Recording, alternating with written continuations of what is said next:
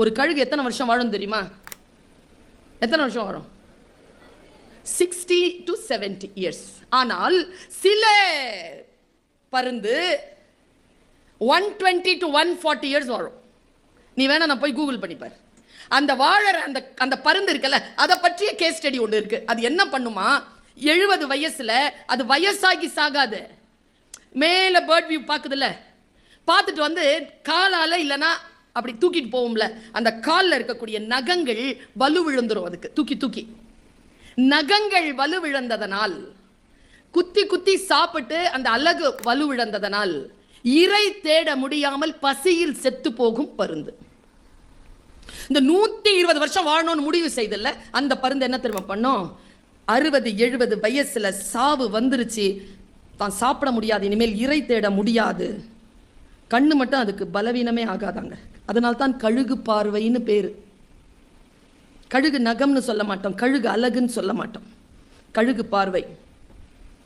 அமெரிக்காவுடைய அந்த மிகப்பெரிய அந்த சின்னம் இருக்குல்ல, அதுவே கோல்டன் ஈகிள் சின்னம் தான். என் வீட்டில் என்ன தங்க கழுகுன்னு தான் கூப்பிடுவாங்க. கண்கள் பலம் இழக்கவே கூடாது. அது என்ன பண்ணுமா, மேலே போய் உட்காந்துரும்.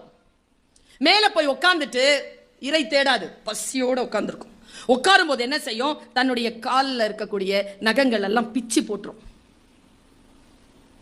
அப்புறமா தன்னுடைய சிறகெல்லாம் வந்து அப்படியே உதிர்ந்து போய் வயசாக எல்லாத்தையும் பிச்சு போடும். பிச்சு போட்டுட்டு தன்னுடைய அழகு இருக்குல்ல, அதை அடிச்சு உடைச்சிரும். உடைச்சிட்டு உட்காந்துருக்கும் கழுகு. தவம், அந்த தவ பீரியட் இருக்குல்ல, அது கடந்த பிறகு அதில் அதை சஸ்டெயின் பண்ணிடுச்சுன்னா, அந்த பீரியடை மட்டும் அது சஸ்டெயின் பண்ணிடுச்சுன்னா, இயற்கை அதற்கு புதிய நகங்களை, புதிய சிறகை, புதிய அழகை தரும். அதை பெற்றுக்கொண்ட அந்த கழுகு மீண்டும் 60-70 ஆண்டுகள் வாழும். நீ ஏதோ ஒரு விஷயத்துல பலவீனம் அடைஞ்சிருக்கிறியா, காத்திரு. அந்த பலவீனங்களை அடிச்சு உடைச்சு உட்காரு, உட்கார்ந்து காத்திரு. கிளாஸ்ல காத்திரு, புரிந்து கொள்வதற்கு காத்திரு. 2 பேர் கிட்ட மட்டும் பேசாத, எதுவுமே கலந்து ஆலோசிக்காத. 2 பேர்கிட்ட மட்டும். இந்த கிளாஸ்லயோ இந்த மாதிரி நல்ல வார்த்தைகள் கேட்கும்போது ஒருத்தர் இங்க உட்காந்துருப்பா, ஒருத்தர் இங்க உட்காந்துருப்பான், ஒருத்தர் இங்க உட்காந்துருப்பான், ஒருத்தர் இங்க உட்காந்துருப்பான். இந்த 2 பேர் தான் நம்ம வாழ்க்கையை சீரழிக்கிறது. எல்லாம் தெரியற மாதிரி பேசுவா, ஒன்னும் தெரியாது. அதுக்கு ஒன்னும் தெரியாதுன்றதுனால தான் நம்ம பக்கத்தில் உட்காந்து இருக்குது. தெரிஞ்சதுன்னா வேற எங்கேயோ போவோம், வாயில் அதுக்கு வார்த்தை ஊறும், அது குப்பை தொட்டியை தேடிக்கிட்டே இருக்கும், நல்லா காது கிடைக்கும், துப்பிடுவாங்க. நம்ம வாழ்க்கை நாசம். இந்த வயசுல சில விஷயங்கள் செய்யாத. உன்னதான் சொல்றேன், ஏதோ உன்னை சொல்லலைங்கிற மாதிரி நினைச்சிக்காத. நீ சைலண்டா இருக்கிற, அவனுக்கு சைலண்டா இருக்க தெரியல, அவ்வளவுதான். சொல்றேன் பாரு, 10 வரல, 10, 11, 12 வரல, இந்த டைம்லலாம் வேறு பாலின ஆண் பெண்ணோட எந்த காதல் கத்திரிக்காலம் பண்ணாத. ஆமா, இதை யாரும் உனக்கு சொல்லி தர மாட்டாங்க. நான் போகிற போக்கில் சொல்லிட்டு போயிடுவேன். சத்தியமா சொல்றேன், செய்யாத. ஏன் தெரியுமா, அது வந்தா போவாது, கூடவே இருக்கும், சாவர வரைக்கும் கூடவே இருக்கும். இந்த வயசுல ஏன் அந்த சனியனை தூக்கி இப்ப வச்சுக்கிற? ஒரு 10 வருஷம் படிச்சு ஆளாகி பெரிய ஆளாகி என்ன ஆகணும்னு சொல்லிட்டு முடிவு செய்து மிகச்சிறந்த துணை உன்னை வந்து நாடுகின்ற அளவிற்கு நீ உன்னை உருவாக்கி கொள்வதற்கான வாய்ப்பு தானே இந்த வயது. இந்த வயதை ஏன் வீணடிக்கிறாய்? சொல்லி தரவே மாட்டாங்க. இந்த வயசுல வீணாயிடுச்சுன்னு வச்சுக்க வாழ்க்கை, அந்த வயசுல ரொம்ப கஷ்டப்படுவ. அந்த கஷ்டம் உனக்கு வேண்டாம் என்கின்ற பேர் ஆனந்தத்தோடு பெருங்கருணையோடு தாய்மை மனதோடு நான் சொல்லுகிறேன். கொஞ்சம் கண்ட்ரோலாரு, கடந்து போகட்டும், மகிழ்ச்சியாரு, சிரிச்சிட்டு. சிறிய தவறுகள் ஏதேனும் செய்திருந்தால் பட்டுக்கோட்டை பாட்டு தான் உனக்கு வெற்றி பெறுவதற்கான ரகசியம். இது சிந்தித்து பார்த்து செய்கையை மாத்து. சிறுசா இருக்கையில் திருத்திக்கோ, தவறு சிறுசா இருக்கையில் திருத்திக்கோ. தெரிஞ்சும் தெரியாம நடந்திருந்தா அது திரும்பவும் வராம பார்த்துக்கோ. Very simple. Life is so beautiful. Don't make it complicated. We make it complicated. டீச்சர்ஸ்க்கு சொல்றேன், உங்க காலில் விழுந்து சொல்றேன், என் காலையும் தொட்டுக்கிட்டு நான் சொல்றேன், என் அறிவை பெறுவதற்காக என் குழந்தைகள் என் வகுப்பிற்கு வரவில்லை. நம் அறிவை அந்த குழந்தைகளுக்கு தராமல் நாம் காப்போம். அந்த குழந்தைகள் ஏன் வந்திருக்கு தெரியுமா நம்ம வகுப்புக்கு? அவர்கள் அறிவை அறிமுகம் செய்து கொள்வதற்காகத்தான் வந்திருக்கிறார்களே தவிர நம் அறிவை பெற்றுக் கொள்வதற்காக அவர்கள் வரவே இல்லை. Try to be a Christ. when you are inside the classroom, dear my teachers, try to be a Christ. Christ என்ன பண்ணுவார் தெரியுமா? கையில் ஒரு ஆடு வச்சிருப்பார். அவருடைய மேய்ச்சல் நிலத்தில் நிறைய ஆடு இருக்கும். நான் அந்த மடியில் இருக்கிற ஆடை ஆக விரும்பின ஒரு காலத்தில். டீச்சர் மடியில் உட்கார்றது எவ்வளோ சந்தோஷம் இல்லை? Teacher, how are you? Super, good girl, good boy அப்படின்னு சொன்னால் எவ்வளோ சந்தோஷம். என்னுடைய 5th ஸ்டாண்டர்ட் டீச்சர் கனகாம்பரம் வச்சாலும் மணக்கோங்க. தொட்டு பேசிட்டாங்க ஒரு நாள்ங்கிறதுனால 3 நாள் குளிக்கல. நான் இப்படியே அலைஞ்சிட்டு இருந்தேன். அவ்வளோ பிடிக்குங்க டீச்சர் சார், அவ்வளோ பிடிக்கும். நான் போய் எங்கள் ஃபாதர் கிட்ட கேட்டேன். எங்கள் பேரிஷ் ஃபாதர் அங்கே இருந்தார். நான் 8th ஸ்டாண்டர்ட் வரைக்கும் படித்து வர ஒரு ஸ்கூல் ஃபாதர். அவர் என்னை ப்ரொஃபஸர்னு கிண்டல் பண்ணி கூப்பிடுவார். ப்ரொஃபஸர் கம் அப்படிம்பார். சின்ன குழந்தையிலேருந்து அவர்கிட்ட நான் படிக்கிறேன். Father, I want to become a dad, குட்டி ஆடு. என்ன ஆச்சு உனக்கு? ஜீசஸ் கிரைஸ்ட் மடியில் உட்காரணும். Tell me the secret. ஆனால் கிறிஸ்டியன் ஆகக்கூடாது. I don't want to be a Christian, but I want to be a குட்டி ஆடு of the lap on Jesus Christ. ஒரு விஷயம் சொன்னாருங்க, வேண்டாம் மகளே, நீ அவர் மடியில் உட்காருகின்ற குட்டி ஆடாக வேண்டாம், அவர் பார்வை மேய்ச்சலில் இருக்கக்கூடிய நல்ல ஆடாகவே இரு. ஏன் ஏன் அந்த குட்டி ஆட வேண்டாம்? அது இவ்வளோ கொடுத்து வச்ச ஆடு. மடியில் உட்காச்சி வச்சிருக்கிறாரு, கொஞ்சிக்கிட்டு இருக்கிறாரு, இப்படி அணைச்சி வச்சிருக்கிறாரு.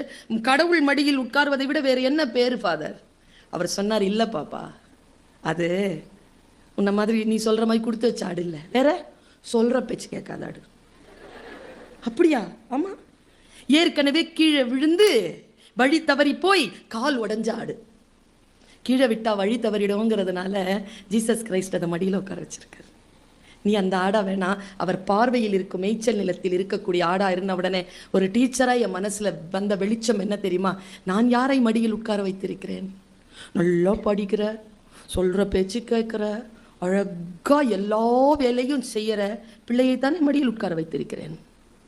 அவர்களை மேய்ச்சல் நிலத்தில் விட்டுவிட்டு யாரெல்லாம் ஃபெயிலாவதற்கு தயாராக இருக்கிறார்களோ, யாரெல்லாம் சொல்கிற பேச்சு கேட்கவில்லையோ, யாரெல்லாம் எதை சொன்னாலும் புரிந்து கொள்ளவில்லையோ, அவர்களைத்தான் நாம் நெருக்கமாக வைத்திருக்க வேண்டுமே தவிர நல்ல ஃபர்ஸ்ட் மார்க் வாங்குகிற பிள்ளையோ இல்லை.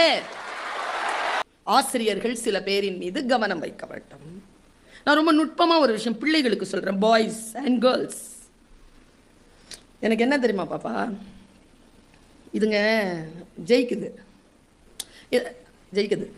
என்ன அப்படி பார்க்குற? ஜெயிக்கிறானுங்க, சும்மா இல்லை, ஜெயிக்கிறாங்க. நாமளும் ஜெயிக்கிறோம். என்ன, நாம் 96% ஜெயிச்சா அதுங்க 92% ஜெயிக்குது. ஒரு 4% நம்ம கூடுதலாக ஜெயிக்கிறோம். ஆனால் என்ன தெரியுமா, 98% ஜெயிக்கிறவங்க, 96% ஜெயிக்கிற கேர்ள்ஸ் வாழ்க்கை முழுவதும் அந்த வெற்றியை எடுத்துக்கொண்டு தன் இறுதி வரைக்கும் செல்வதே இல்லை. 50-40%லேயே கீழே உதிர்ந்துடுறாங்க. அதுங்க 92க்கும் 92 போயிருதுப்பா. அதனாலேயே அவனுங்க மேலே எனக்கு மரியாதை, ரொம்ப மரியாதை அவங்க மேலே.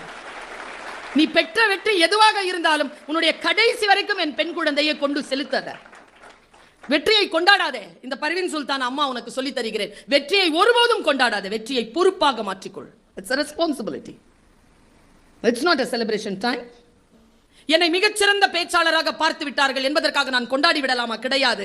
அது என்னுடைய ரெஸ்பான்சிபிலிட்டி. அதை விட அதிகமாக 1% இந்த மீட்டிங்ல நான் பேசி ஆகும். என் ஈட்டியை நான் தான் எரிந்து அதை விட தூரமா எரியணும். நான் அதான் ரெக்கார்ட். யாரையும் போல வருவதல்ல. சிகரம் நம் உயரம். ஏன் தெரியுமா தலைப்பு கொடுத்தேன்?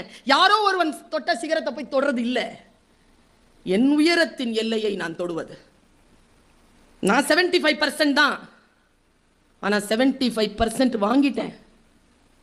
76 என்னால் வாங்க முடியாது.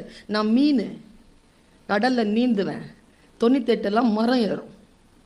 எனக்கு மரம் ஏற தெரியாது, அந்த பிறப்பு இல்லை நான். ஆனால் 75 வாங்கினேனா இல்லையா? ஒரு பல்கலைக்கழகத்துக்கு கீழே பேராசிரியராக இருக்கிறேனா இல்லையா? பிஹெச்டி முடிச்சேனா இல்லையா? ஒரே சிட்டிங்கில் யூஜிசி கிளியர் பண்ணேனா இல்லையா? அவ்வளோதான்.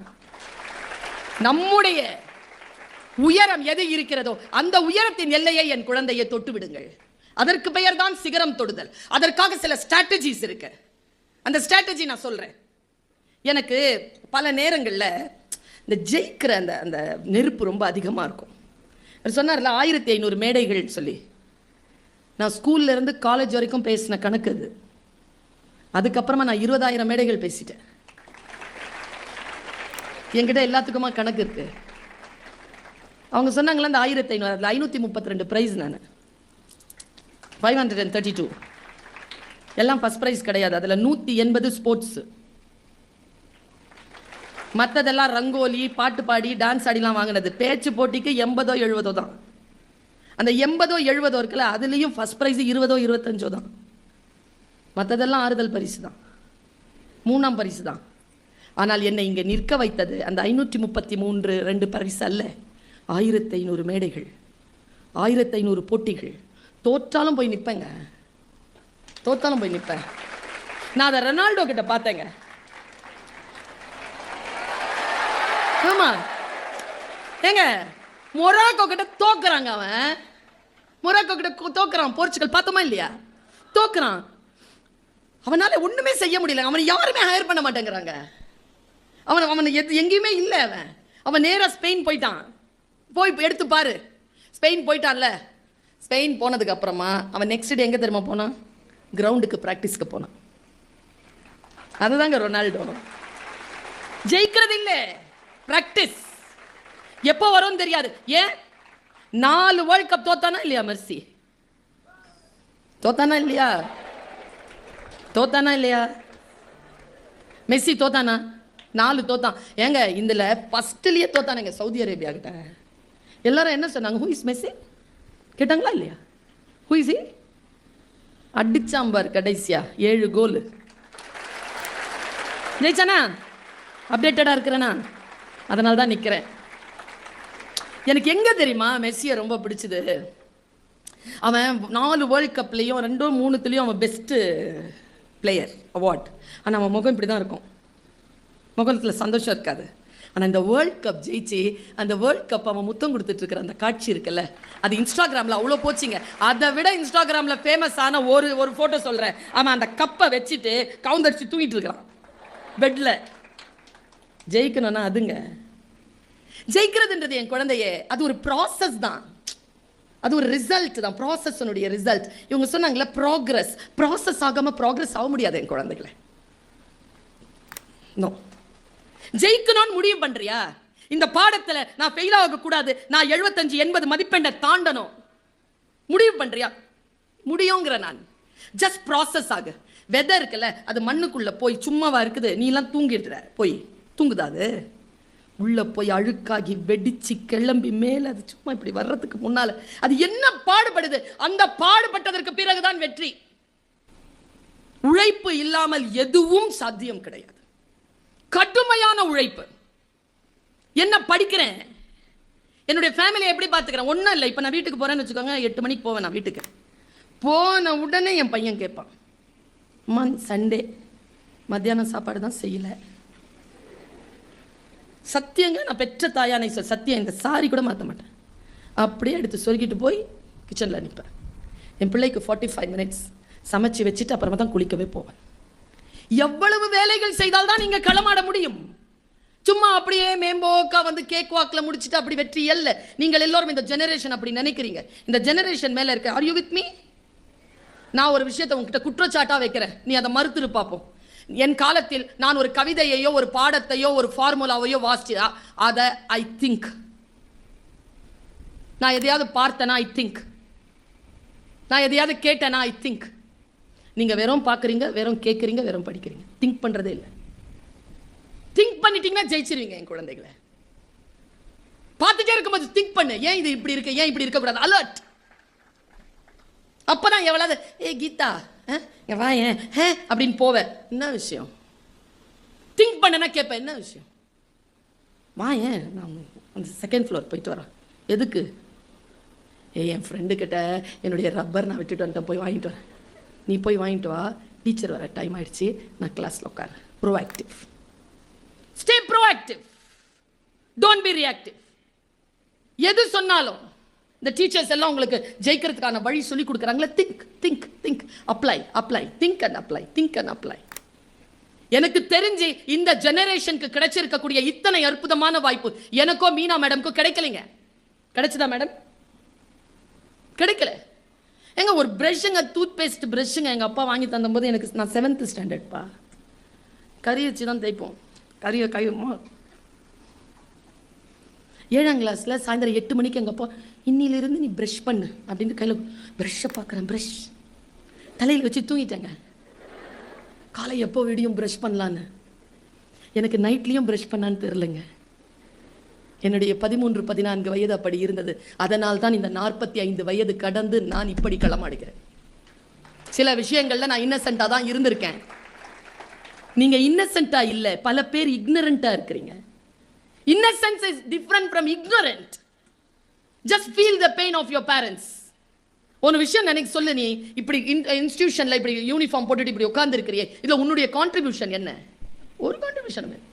உன் பெற்றோர் உனக்கு ஃபீஸ் கட்டுறாங்க, அவங்க உனக்கு சாப்பாடு கொடுக்குறாங்க, அவங்க உழைச்சு ஃபீஸ் கட்டுறாங்க, இவங்க அந்த சம்பளத்தை இவர்களிடம் இருந்து வாங்கி கொண்டு வந்து உங்களுக்கு பாடம் நடத்துகிறார்கள். நீ என்ன செய்கிறாய்?